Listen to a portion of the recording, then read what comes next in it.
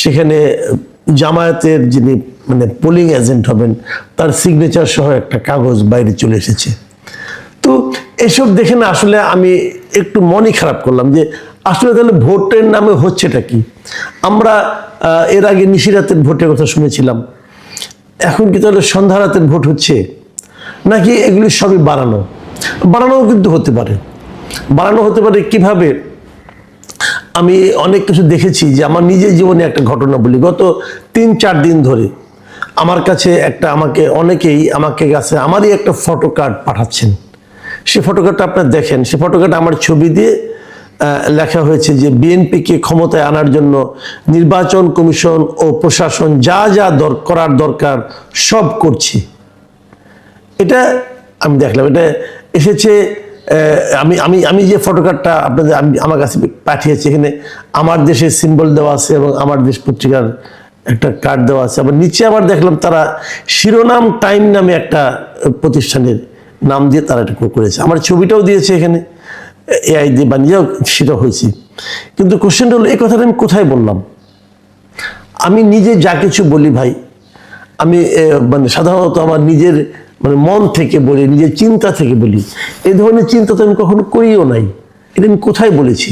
যদি কেউ ভিডিওটা দেখাতেন তাহলে ভালো হতো। আমি নিজেও বুঝতে পারছি না এই ধরনের কথা আমি কেন বলতে যাব। এবং আমি নিশ্চিতভাবে আপনাকে আমি গ্যারান্টিতে বলতে পারি এই ধরনের কথা আমি বলিনি। যদ্দূর মনে পড়ে একবার আমি বলেছিলাম, খুব সম্ভবত স্টার নিউজ কিংবা এই ধরনের কোনো একটা অনুষ্ঠানে, আমি যদ্দূর মনে পড়ে, আমি তো প্রচুর টকশো করি, তো আমি বলেছিলাম এরকম কথা যে নির্বাচন শুরুর আগেই তো নির্বাচন নিয়ে বিএনপি এবং জামায়াতের মধ্যে পরস্পরের বিরুদ্ধে অভিযোগ শুরু হয়ে গিয়েছে। বিএনপি অভিযোগ করছে যে জামায়াতের প্রশাসনের বিভিন্ন জায়গায় জামাতের লোক বসানো হয়েছে, এবং জামাত অভিযোগ করছে প্রশাসনের বিভিন্ন জায়গায় বিএনপির লোক বসানো হয়েছে। এবং তারা অভিযোগ করেছে যে এরকম প্রশাসন এবং নির্বাচন কমিশন তারা জামাতের অভিযোগ করেছে যে বিএনপিকে জেতানোর জন্য যে কোনো কিছু করতে পারে। এই ধরনের কথা আমি বলেছিলাম বলে মনে করে, কিন্তু এটা তো ওদের অভিযোগ। অন্য একটা দল অভিযোগ করেছে একটা দলের এটা করতে পারে, একটা দলের জন্য এটা প্রশাসন করতে পারে। তো সেই অভিযোগটাকে আপনি যদি আমার কথা বলে চালাই দেন, তো অন্য একজনের অভিযোগকে, তাহলে লোকে তো ভুল বুঝবে। আমি কিনা বলেছি, আমি তো নিজেই অবাক যে এই কথা তো বলার কোনো কারণই নাই, কারণ আমি এরকম চিন্তাও করি না। আর যদি ধরা যাক চিন্তাও করি, তো আমি তো ভাই সাংবাদিকতা করেছি অনেকদিন, আমি তো মিনিমাম সেন্সটুকু আমার আছে যে এটুকু বললে কি এটাকে বলা যায় এভাবে কোনো তথ্য প্রমাণ ছাড়া হচ্ছে। এখন আমার সন্দেহ, আমি যতগুলি বিভিন্ন সোশ্যাল মিডিয়ায় দেখছি, এগুলো কি আসলেই ঘটছে নাকি এআই দিয়ে বানানো? তো এটা নিয়ে কিন্তু একটা সন্দেহ আছে। আমরা আগেও বলেছিলাম যে এবারে নির্বাচনে কিন্তু এই ধরনের ফেক কন্টেন্ট দিয়ে সোশ্যাল মিডিয়ায় বেশ একটা বিব্রতকর পরিস্থিতি তৈরি করতে পারে। কিন্তু এগুলো আসলে আমারটা যেরকম হয়েছে, অন্যান্য যেগুলো দেখছি সকাল থেকে, সেগুলো যে সেরকমই, সেটা কিন্তু আমি দাবি করি না মানে আমি তো এগুলি চেক করে আসিনি। কিন্তু আমি মনে করি সরকারের এগুলি চেক করা উচিত, নির্বাচন কমিশনের এগুলি চেক করা উচিত, ওদের আগের থেকে এগুলি চেক করা উচিত ছিল। আবার বিপরীত দিকে যদি ঘটনা ঘটেও থাকে, তো সেই ঘটনাগুলি কেন ঘটছে এটাও সরকারের চেক করা উচিত। আমি যে ভিডিওগুলো দেখলাম, একটা দেখলাম যে ঢাকা বিশ্ববিদ্যালয়ের, আরেকটা দেখলাম যে ঢাকা 5 আসনের, আমরা তো এগুলো দেখলাম, এবং আরেকটা দেখলাম পিরোজপুরের একটা আসনের, এবং এগুলি ফেসবুকে অ্যাভেলেবল পাওয়া যাচ্ছে। তো এগুলো কেন চলতে দেওয়া হচ্ছে, এই জায়গাটা আমার কাছে ক্লিয়ার। এগুলি কিন্তু নির্বাচনের, একটা সুষ্ঠু নির্বাচনের যে পরিস্থিতি, যে বাস্তবতা, তাকে কিন্তু বাধাগ্রস্ত করে, এবং নির্বাচনের মানুষের মধ্যে সন্দেহ তৈরি হবে। ডক্টর ইউনূস বলেছিলেন যে ইতিহাসে শ্রেষ্ঠ নির্বাচন দিবেন। এটাই কি শ্রেষ্ঠ নির্বাচনের নমুনা? এটা তো থামাতে হবে, না হলে আমরা তো পৃথিবীর মানুষের কাছে হাস্যকর জাতিতে পরিণত হব। এরই মধ্যে অনেক অঘটন কিন্তু ঘটে গেছে। নির্বাচনের প্রচারণা বলা হচ্ছে যে 48 ঘন্টা আগে থেকে বন্ধ হবে, কিন্তু আমরা গত রাতেও দেখলাম এই যে পিনাকি ভট্টাচার্য নামে এক ভদ্রলোক, তিনি যা নাটক শুরু করেছেন, আমার মনে হয় তিনি প্রতি ঘন্টায় না, প্রতি মিনিটে বিভিন্ন রকম পোস্ট দিচ্ছেন, এবং সমস্ত পোস্ট বিএনপির বিরুদ্ধে বিষোদগার, তারেক রহমানের বিরুদ্ধে বিষোদগার, এবং জামাতকে ভোট দিতে হবে, জামাতকে ভোট দেওয়ার জন্য তার প্ররোচনা। শেষে দেখলাম যে বাড়তে একটা পর্যায়ে যে উনি কান্না করছেন। একটা বয়স্ক লোক, মানে এটা কি পাগল না মাথা খারাপ ভাই, কিছু তো বুঝি না। সে আজাদি, ইনকিলাব কি যেন বলে, পাগলের মতো জামাতের পক্ষে প্রচার করছে।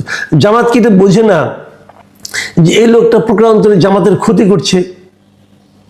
জামাত তো তাদের পিআরও চেঞ্জ করা উচিত ছিল। তো এগুলো চলছে এই দেশে এবং আমরা এগুলো দেখছি, এবং এর ফল কি হবে? আলটিমেটলি নির্বাচন একটা হয়ে যাবে এবং সেই নির্বাচনে যেই জিতুক, ধরা যাক কথার কথা যে জামাতের বিজয়ের জন্য পিনাকি ভট্টাচার্য এরকম জান প্রাণ দিয়ে লড়ছে, যদি জামাত জিতে যায় তাহলে এই সমস্ত যে আপনার এই যে অনিয়মগুলো, এগুলো ভার কি জামাতকে বহন করতে হবে না? আমি তো জামাতকে সেন্সিবল পার্টি মনে করেছিলাম। আর বিএনপিরও কিন্তু অনেকের বিরুদ্ধে নানা ধরনের অভিযোগ দেখা শুরু করলাম। গাজীপুরে 2 আসনে দেখলাম কি হচ্ছে, সবাইকে বলছে আপনারা সবাই চলে আসেন। তো এই নির্বাচন নিয়ে তো আমি খুবই আশাবাদী ছিলাম যে অন্ততপক্ষে নির্বাচনটা ভালো হবে।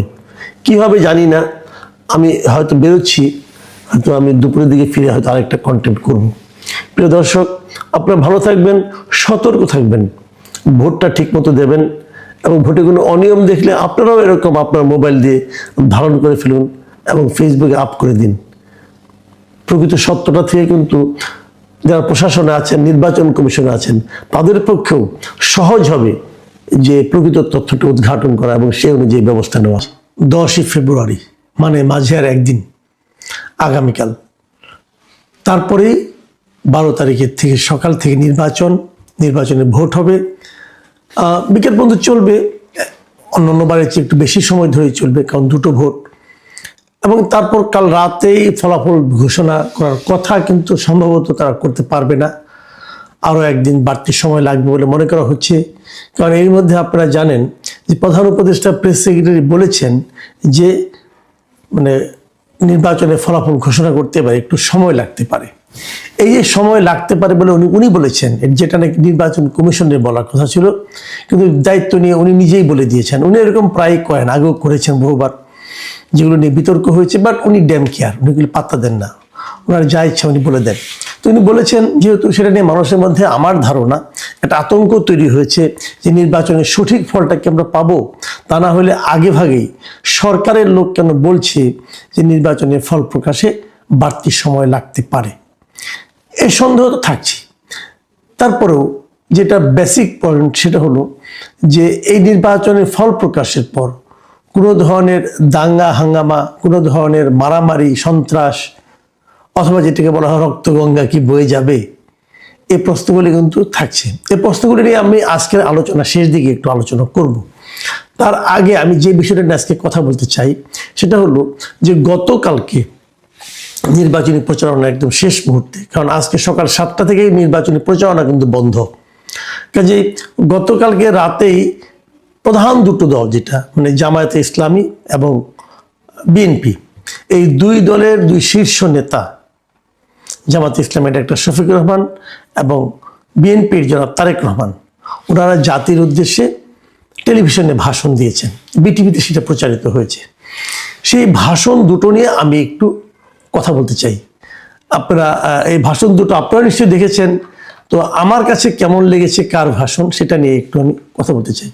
আমি যদি প্রথমে তারেক রহমানের কথাটা বলি, তারেক রহমান ভাষণ দিয়েছেন পুরো 37 মিনিট 13 সেকেন্ড, আমি যেটা পেয়েছি। বিশাল ভাষণ, এক পর্যায়ে না ক্লান্তি এসে গিয়েছিল আমার, এত লম্বা ভাষণ আমি কেন শুনবো? মানুষের তো একটা সময়ের দাম আছে, এত লম্বা ভাষণ আমি পছন্দ করিনি। বিপরীত দিকে শফিকুর রহমান ভাষণ দিয়েছেন, যেটা এটা তুলনামূলকভাবে ওই ভাষণের প্রায় অর্ধেক, উনি দিয়েছেন 19 মিনিট 15 সেকেন্ড। এটা তুলনামূলকভাবে ছোট, অর্ধেক, কিন্তু অর্ধেক হলেও এটা যে শুনতে খুব শ্রুতিমধুর ঠেকেছে তাও কিন্তু আমার কাছে মনে হয়নি। কেন হয়নি সেটাও আমি আপনাদেরকে বলবো। 2টো ভাষণের টাইপটা 2 ধরনের, 2টো ভাষণের ক্যারেক্টার ছিল টোটালি 2 ধরনের। আমার কাছে যেমন ধরেন আপনি তারেক রহমান সাহেব কি বলেছেন, অনেক কথা বলেছেন, আমি 2-একটা চুম্বক পয়েন্ট আমার কাছে যেগুলি চুম্বক মনে হয়েছে, গুরুত্বপূর্ণ মনে হয়েছে, সেগুলো আপনাদেরকে আমি একটু বলি। যেমন উনি কর্মসংস্থানের উপর গুরুত্ব দিয়েছেন, 1 কোটি কর্মসংস্থান কিভাবে বানাবেন এবং এই জন্য কীভাবে শিক্ষা দিবেন, মানে আপনার কারিগরি শিক্ষা, ব্যবহারিক শিক্ষা দিবেন, শিক্ষিত বেকার দেবেন, শিক্ষা শেষে যারা বেকার থাকবে ওদেরকে ভাতা দিবেন, ফ্যামিলি কার্ড দিবেন, 2,500 টাকা করে প্রত্যেককে দিবেন, ফ্যামিলি কার্ড দিবেন, এবং কোত্থেকে দেবেন সেটাও বলে দিয়েছেন। উনি বলেছেন যে এখন এই ফ্যাসিবাদী আমলে যে বিদেশে প্রতি বছর $16 বিলিয়ন পাচার হতো, উনি এই পাচারটা বন্ধ করবেন। পাচারটা বন্ধ করতে পারলে ওই টাকা দিয়ে এটা হয়ে যাবে। খুবই উচ্চাভিলাষী একটা, মানে উনি যে পাচার বন্ধ করতে পারবেন এটা ওনার সদিচ্ছাটা এতে প্রকাশিত হয়েছে। কিন্তু পারবেন কি? যদি না পারেন, যারা পাচার করে অভ্যস্ত তারা কি পাচার করবে না, অথবা ওনাকে মেনে নেবে? পাচার করতে না দিলে তারা কি অন্য ভূমিকা অবতীর্ণ হবে না? এসব বস্তু থাকছে। কিন্তু ওনার প্ল্যানটা আমার কাছে মনে হয়েছে পুরো পয়েন্ট উনি প্ল্যান করেছেন। এবং উনি বলেছেন যে রাষ্ট্রের মালিক আসলে জনগণ, সেটা কেবল খাতায় কলমে থাকে। উনি করে দেখাবেন যে জনগণের যার যে অধিকার সেগুলো উনি যাতে নিশ্চিতভাবে পায় সেই ব্যবস্থা উনি করবেন। উনি একদম টু দ্য পয়েন্ট আরও কিছু কথা বলেছেন। মসজিদের এবং বিভিন্ন ধর্মীয় প্রতিষ্ঠান যেগুলো আছে অন্যান্য ধর্মের, এখানে যারা নাকি ধর্মগুরু যারা আছে, মসজিদের ইমাম, খতিব, মুয়াজ্জিন যারা আছে, এদের অর্থনৈতিক সুবিধার কথা উনি বলেছেন, যাদের অর্থনৈতিক সুবিধা দেওয়া হবে। এটা আমার কাছে খুব গুরুত্বপূর্ণ মনে হয়েছে। দেখুন, ইসলামে একটা এলাকার মসজিদের যিনি ইমাম থাকেন, খতিব থাকেন বা মুয়াজ্জিন থাকেন, এরা কিন্তু ধর্মীয়ভাবে খুব সম্মানিত ব্যক্তি, কিন্তু তাদের জীবনযাপন কিন্তু খুব মানে দরিদ্র হালে কাটে, কারণ তাদের তো আর কোনো ইনকাম নেই। এই জন্যই তারা করে কি, ওই এলাকার যা নাকি দুষ্ট লোক আছে কিন্তু অর্থশালী লোক আছে, তাদের কথা শুনতে বাধ্য হয়। কাজে এরা যদি নিজেরা স্বাবলম্বী হয়, তখন আসলেই তারা কিন্তু ওখানকার সমাজের অনেক গুরুত্বপূর্ণ বিষয়ে স্বাধীনভাবে মতামত দিতে পারবেন। আমি মনে করি এটা খুব জরুরি, কারণ আমাদের এই দেশটা আপনি চান বা না চান, এটাই বাস্তবতা যে এখানে ধর্মীয় আলেমদের একটা গুরুত্ব কিন্তু আছে। তাদেরকে স্বাবলম্বী হওয়ার সুযোগ যদি সরকারের থাকে তাহলে সেটা দেওয়া উচিত। আমার কাছে এটা ভালোই লেগেছে। তারপরে আরও অনেক কিছু বলেছেন উনি, যে পরিকল্পনা উনি যে নিচ্ছেন, উনি একটা খুব গুরুত্ব দিয়ে বলেছেন যে আমরা তো অনেক পরিকল্পনা নেই, কিন্তু সেই পরিকল্পনা বাস্তবায়নে কিন্তু দুর্নীতি হয়, এবং এই দুর্নীতি উনি কঠোরভাবে দমন করতে চেয়েছেন। মানে উনি যে পরিকল্পনা নেবেন, যেমন আমি নিজেও কিন্তু অনেকবার বলেছি যে আপনি বলেছেন যে বস্তির জন্য আপনি বস্তিতে আপনি বানাবেন, ফ্ল্যাট বানাবেন, কিন্তু যাদেরকে বানাতে দিবেন তারা কি করবে? তারা তো চুরি করবে, এবং তারা তো সেখানে নিজের আত্মীয় স্বজনের নাম বসিয়ে দেবে। উনি ওই বিষয়টা কি নাম যায় না, উনি বলেছেন যে এই পরিকল্পনা বাস্তবায়নে যে দুর্নীতি হয় এটাকে উনি কঠোরভাবে দমন করবেন। এবং আরও বলেছেন, আমি এই শব্দটা আমার ভালো লাগছে, যে দুর্নীতি নিয়ন্ত্রণে যতটা কঠোর হওয়া যায় বিএনপি ততটাই কঠোর হবে। মানে ম্যাক্সিমাম কঠোরতা দেখাবে, মানে দুর্নীতির বিরুদ্ধে এক ধরনের জেহাদ বলতে পারেন। আরেকটা কথা বলেছেন, আমি বেশি লম্বা করবো না, বুঝতেই পারছেন প্রায় লম্বা তো ভাষণ, হ্যাঁ, আধা ঘন্টার বেশি ভাষণ বলে তো অনেক কথাই বলা যায়। যে কথাটা বলেছেন একটা, সেটা আমি বলি, সেটা হলো যে এই 12 তারিখে আপনারা বিএনপিকে ভোট দিবেন, 13 তারিখ থেকে বিএনপির এমপিরা আপনাদের দায়িত্ব নেবেন, এবং এই দায়িত্বটা তারা ঠিক মতো পালন করছে কিনা সেটা দেখার দায়িত্ব আমি নিচ্ছি, মানে আমি তারেক রহমান নিচ্ছি। মানে মূলত যেটা বোঝা গেল যে উনি সামগ্রিকভাবেই পুরো জাতির দায়িত্বটা উনি নিজের কাঁধে নিতে চান, এবং নেওয়ার কথা ওনার ইচ্ছা আছে। আমার কাছে ভালো লেগেছে, একজন নেতার এরকম বক্তব্য হওয়া উচিত। আমি যদি এর বিপরীতে ডক্টর শফিকুর রহমানের বক্তব্যটা 19 মিনিট 15 সেকেন্ডের বক্তব্যটা দেখি, আলোচনা করি, তাহলে আমরা কি পাই? জামাত নেতা ডক্টর শফিকুর রহমান উনি প্রথম থেকে যে কথাটা বলেছেন যে এই দেশটা ওনারা তরুণদের হাতে তুলে দিতে চান, তরুণরাই এই দেশের কাণ্ডারি হবে, তরুণরাই হাল ধরবে, তরুণরাই সবাইকে মিলে ঐক্যের বাংলাদেশ গড়বে। খুবই ইন্টারেস্টিং কথা। উনি এই সঙ্গে এই কথা বলেছেন যে পরিবারতন্ত্রের অবসান ঘটাতে চান, মানে পরিবারের পরিচয়ে কেউ ক্ষমতা দখল করবে এটা ওনারা চান না। বোঝা গেছে এই আলোচনাটা, সরাসরি আক্রমণটা তারেক রহমানের প্রতি উনি দিয়েছেন। লুটপাটের অবসানের কথা বলেছেন। তারপরে উনি প্রমাণ হিসেবে বলেছেন যে জামাতই পারবে, কারণ জামাতের অতীতে যারা মন্ত্রী ছিল, এমপি ছিল, তারা লুটপাট করেনি, তাদের বিরুদ্ধে দুর্নীতির কোনো অভিযোগ আসেনি, এগুলো উনি উল্লেখ করেছেন। এবং উনি বলেছেন যে নারীকে মূল্যায়ন করা হবে, নারীকে নিরাপত্তা দেওয়া হবে, কেউ যেন ভয়ের সংস্কৃতির মধ্যে বসবাস না করে সেটা দেখানো হবে। এবং উনি 3টা ক্ষেত্রের কথা বলেছেন যে দেশের উন্নতি করতে হলে এই 3টা ক্ষেত্রে উন্নতি করতে হবে, এবং এই 3টা ক্ষেত্রে কী করতে হবে? শিক্ষায় সংস্কার আনতে হবে, বিচার বিভাগ আমূল ঢেলে সাজাতে হবে, এবং অর্থনীতির সংস্কার করতে হবে। এই 3টাকে উনি মেইন টার্গেট হিসেবে বলতে চেয়েছেন। তো প্রবাসীদের নিয়ে কথা বলেছেন। তারপরে আপনি বলেছেন যে আমাদের পরিবর্তনে একটা মহা সুযোগ এসেছে, আমরা যেন এই সুযোগটা হেলাই না হারাই, এবং বারবার উনি কিন্তু তরুণদের হাতে ক্ষমতা দিতে চেয়েছেন। আর শেষের দিকে উনি হা ভোটের কথা, সেটা ঠিক মাঝামাঝিতেই উনি হা ভোটের কথা বলেছেন যে সবাই যেন হা ভোট দেয়, তাহলে পরিবর্তনটা পূর্ণাঙ্গতা পাবে। এগুলি ভালো। আমরা দুটো জিনিস খেয়াল করেছি, আমি বিশ্লেষণটা করি। এটা হলো যে জামাতের আমির উনি কিছু নীতিগত কথা বলেছেন, কিভাবে করবেন না করবেন সে ডিটেলে উনি জান নাই। আর বিএনপি নেতা, ওনার কাছে মনে হচ্ছে উনি খুব ডিটেলে গিয়েছেন। মানে আমার কাছে মনে হয়েছে তারেক রহমান সাহেব দীর্ঘদিন ধরে এগুলি নিয়ে চিন্তা করেছেন, আমার ধারণা হয়েছে। এবং সেই চিন্তাগুলি কিভাবে কোনটা বাস্তবায়ন করবেন না করবেন, আমার মনে হয় ওনার কাছে একটা ডিটেল প্ল্যান সম্ভবত আছে এবং সেগুলি উনি শেয়ার করেছেন। হয়তো এই কারণে ওনারটা একটু ডিটেলে বলতে যেই হয়তো একটু বড় হয়েছে। আমার আরেকটা জিনিস মনে হয়েছে, আমি গত কয়েকদিন ধরে একটা জিনিস লক্ষ্য করছিলাম সোশ্যাল মিডিয়াতে। মিস্টার পিনাকি ভট্টাচার্য, যিনি ফ্রান্স থেকে বলেন, লোকটা জাতে হিন্দু ব্রাহ্মণ, কিন্তু উনি কিন্তু অনবরত আমার কাছে মনে হয়েছে গত কয়েকদিন ধরে উনি জামাতের পিআরও হিসেবে কাজ করছেন। জামাতকে কীভাবে ক্ষমতায় নেওয়া যায় এই সংক্রান্ত নানা ধরনের প্ল্যান উনি দিচ্ছেন। তারেক রহমানের নানা ধরনের ভুল উনি ধরছেন। বিএনপি কেন কোনো কাজের না এটা উনি বারবার করে বলছেন। এবং আমি খুব বিস্ময়ের সঙ্গে লক্ষ্য করছি যে সোশ্যাল মিডিয়ায় জামাত এত স্ট্রং হওয়া সত্ত্বেও ওনার কিন্তু ভিউ প্রতিদিন আগের চেয়ে অল্প অল্প করে কমছে। তো ওনার কি জনপ্রিয়তা ধস নামলো কিনা আমি বলতে পারবো না, কিন্তু উনি যে একটা দিকে চলে যাচ্ছেন এটা ভালো। এটা অ্যাক্টিভিস্ট হিসাবে উনি জামাতের পক্ষ নিচ্ছেন, উনি নিজে মুসলমান না হয়েও নিচ্ছেন। এটা অবশ্যই জামাতের জন্য একটা বিরাট অর্জন আমি মনে করব। কিন্তু উনি একটা কথা বারবার বলছেন যে একজন রাষ্ট্রনায়কের দায়িত্ব হলো ডিটেলে যাওয়া নয়, বরং নীতিগত দিকগুলি বলা। এবং ওনার এই প্রতিফলনটা আমি শফিকুর রহমানের বক্তব্যের মধ্যে পেলাম। উনি নীতিগত দিকগুলো বলেছেন, কিন্তু উনি কোনো প্ল্যানের কথা বলেন নাই। প্ল্যান না, মানে একটা নৈতিকতার ব্যাপারটা, আপনার এই কিভাবে পলিসিটার কথা বলেছেন, প্ল্যান নয় পলিসি। তো এইভাবে উনিও কিন্তু এটাই বলেন যে নেতার দায়িত্ব হবে পলিসি দেওয়া, প্ল্যান দেওয়া না। আর প্ল্যান দেবে হলো এক্সিকিউটিভ যিনি থাকবেন তারা।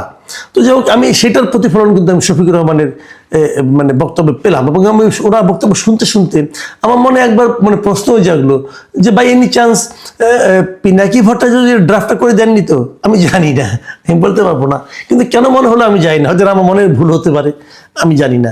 কিন্তু আমার কাছে এরকম মনে হয়েছে। আর তারেক রহমানের বক্তব্য শুনে যেটা মনে হয়েছে, উনি দেশটা নিয়ে অনেকদিন ধরে আসলে ভাবছিলেন মনে হলো আমার কাছে। যখন বিদেশে ছিলেন ওনারা কিছু প্ল্যান উনি বাস্তবায়ন করতে চান হয়তোবা, কিন্তু সেগুলো কতটুকু আমাদের দেশের প্রেক্ষিতে বাস্তবায়নযোগ্য এটা নিয়ে হয়তো উনি বাস্তবায়ন করতে গেলে টের পাবেন। আমি যে কথাটা বলে শেষ করতে যে আলোচনা বড় হয়ে গেছে এমনিতেই, ছোট্ট একটা কথা যেটা আমি শুরুতেই বলেছিলাম, এই নির্বাচনের পর কি কোনো সংঘাত হতে পারে, কোনো বিরোধ দেখা দিতে পারে। আমি শুরু থেকেই বলছিলাম নির্বাচনটা শান্তিপূর্ণভাবে হবে, আমার কাছে মনে হয়েছে। কারণ যারা নাকি অশান্তি তৈরি করবে সেরকম কোনো সম্ভাবনা আমি দেখিনি। আমি বিভিন্ন সেক্টরগুলি বলেছি, বিএনপি চায় নির্বাচন হোক, জামাতও চায় নির্বাচন হোক, সরকারও চায় একটি নির্বাচন হোক, এমনকি আওয়ামী লীগও চায় একটি নির্বাচন হোক। কাজে এই নির্বাচনে বিরোধ তৈরি হবে কেন, সংঘাত কেন হবে, এগুলো আমার যুক্তি ছিল। আমার যুক্তি সবসময় ঠিক হবে তা তো আমি মনে করি না। আমিও তো মানুষ, তাই না? আমার সীমাবদ্ধতা আছে, জ্ঞানের সীমাবদ্ধতা আছে, চিন্তার সীমাবদ্ধতা আছে, যদি ভুল তো হতেই পারে। কিন্তু এখন আমার মনে হচ্ছে এই দুইটা বক্তৃতা শোনার পর নির্বাচন পরবর্তী পরিস্থিতি নিয়ে আমি একটু উদ্বিগ্ন। কেন উদ্বিগ্ন সেটা বলি। আমি দুটো ভাষণের মধ্যে খুব আগ্রহ নিয়ে অপেক্ষা করছিলাম একটা শব্দ শোনার জন্য। সেই শব্দটা হলো, দুজন নেতাই বলবেন যে 12 তারিখে নির্বাচন হবে, জনগণ যে রায় দেবে আমরা সেটা মেনে নেব। মানে জনগণ যদি আমাদের বিরুদ্ধে রায় দেয় আমরা মেনে নেব। এই কথাটা আমি কোনো নেতার বক্তব্যে পেলাম না। অথচ গণতন্ত্রে কিন্তু এটাই মূল বক্তব্য। গণতন্ত্রের মূল বক্তব্য হলো আমি জনগণের মতামতকে শ্রদ্ধা করি। জনগণ যদি আমার বিরুদ্ধে মতামত দেয় তবুও আমি মেনে নেব। আমি ভাববো আমি যা করেছি তার জন্য এটাই আমার প্রাপ্য ছিল। কিন্তু এই বক্তব্যটা আমি এই দুই নেতার কারো কাছ থেকে পেলাম না। তার মানে হলো দুই নেতাই ভাবছেন যে আমাদের জয়টা সুনিশ্চিত, আমি জেতার জন্য নির্বাচন করছি। জেতার জন্যই সবাই নির্বাচন করে, কিন্তু সবাই তো জেতে না। যে না জেতে তার মনোভাবটা কি হবে? সে কি বলবে আমার জেতার কথা ছিল, সূক্ষ্ম কারচুপি হয়েছে, স্থূল কারচুপি হয়েছে, এগুলো বলবে? এবং এটা কিন্তু আমরা শুনে আমাদের মনটাই খারাপ হয়ে গিয়েছিল। 91 সালে যেটাকে মনে করি এদেশের ইতিহাসে সবচেয়ে ভালো নির্বাচন, সেই নির্বাচনের ফল হওয়ার পরেও কিন্তু শেখ হাসিনা বলেছিলেন সূক্ষ্ম কারচুপি হয়েছে। সে নির্বাচনে আওয়ামী লীগ যখন বিজয়ী হলো তখন আমি খালেদা জিয়ার পক্ষ থেকে বলতে শুনেছিলাম, ওনারা বলেছিলেন যে স্থূল কারচুপি হয়েছে। তো এগুলো বললে কি হয়? জনগণকে অপমান করা হয়। মানে জনগণ যে আসলে আপনার বিরুদ্ধে রায় দিতে পারে এটা আপনি মানতে চান না। এটা না মানার মাধ্যমে আপনি প্রমাণ করেন আপনি নিজেই গণতান্ত্রিক না। এবার কি হবে? এবার দুই নেতার কেউ তো বললেন না যে জনগণের রায় আমরা মেনে নেব। বলা উচিত ছিল। যখন তারা না বলেন তখন আমরা আতঙ্কিত হই। আমরা ভাবি নির্বাচনের পর যদি বিএনপি হেরে যায় কোনো কারণে, যদি দেখেন আপনি যেন ভোট বিপ্লব হয়েছে, যেটা আশা জামাত ইসলাম প্রায়ই করছেন, তাহলে বিএনপিকে সেই ফল মেনে নেবেন, নাকি বিএনপি আন্দোলন শুরু করবেন যে ইলেকশন ইঞ্জিনিয়ারিং হয়েছে তাই আমাদেরকে হারিয়ে দেওয়া হয়েছে? অথবা যদি জামাত হেরে যায়, জামাতকে সেই ফল মেনে নেবে, নাকি তারা বলবে যে নীরব ভোট আমাদের পক্ষে পড়েছিল, সেই ভোটগুলোকে চুরি করা হয়েছে?